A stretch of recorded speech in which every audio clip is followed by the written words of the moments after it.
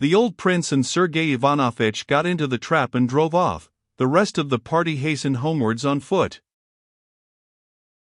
But the storm clouds, turning white and then black, moved down so quickly that they had to quicken their pace to get home before the rain. The foremost clouds, lowering and black as soot-laden smoke, rushed with extraordinary swiftness over the sky. They were still 200 paces from home and a gust of wind had already blown up, and every second the downpour might be looked for. The children ran ahead with frightened and gleeful shrieks.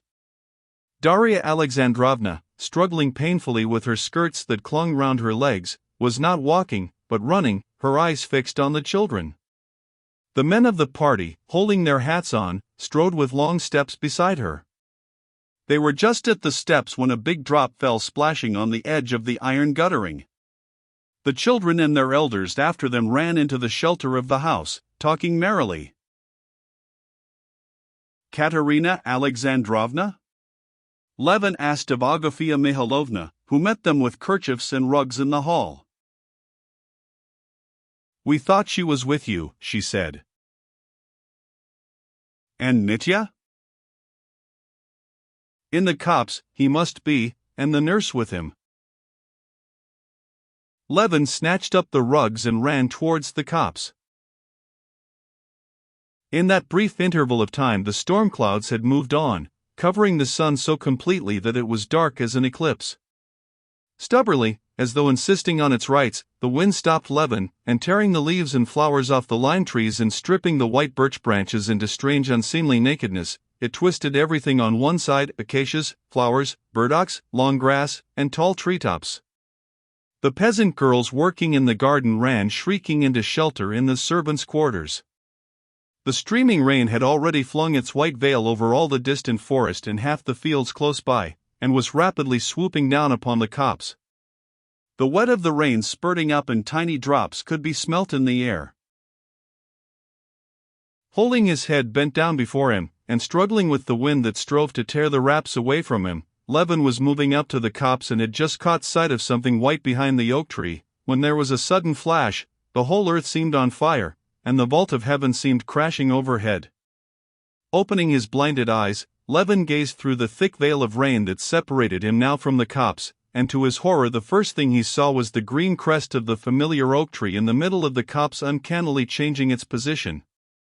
"Can it have been struck?" Levin hardly had time to think when, moving more and more rapidly, the oak tree vanished behind the other trees, and he heard the crash of the great tree falling upon the others. The flash of lightning, the crash of thunder, and the instantaneous chill that ran through him were all merged for Levin in one sense of terror. "My God! My God! Not on them," he said. And though he thought at once how senseless was his prayer that they should not have been killed by the oak which had fallen now, he repeated it, knowing that he could do nothing better than utter this senseless prayer. Running up to the place where they usually went, he did not find them there. They were at the other end of the copse under an old lime tree. They were calling him. Two figures in dark dresses, they had been light summer dresses when they started out, were standing bending over something. It was Kitty with the nurse. The rain was already ceasing, and it was beginning to get light when Levin reached them. The nurse was not wet on the lower part of her dress, but Kitty was drenched through, and her soaked clothes clung to her. Though the rain was over, they still stood in the same position in which they had been standing when the storm broke. Both stood bending over a perambulator with a green umbrella. "Alive? Unhurt? Thank God," he said, splashing with his soaked boots through the standing water and running up to them. Kitty's rosy wet face was turned towards him, and she smiled timidly under her shapeless sopped hat.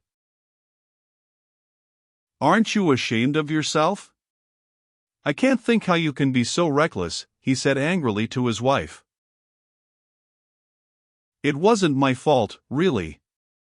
We were just meaning to go, when he made such a to-do that we had to change him. We were just—" Kitty began defending herself. Mitya was unharmed, dry, and still fast asleep. Well, thank God. I don't know what I'm saying. They gathered up the baby's wet belongings. The nurse picked up the baby and carried it. Levin walked beside his wife, and, penitent for having been angry, he squeezed her hand when the nurse was not looking.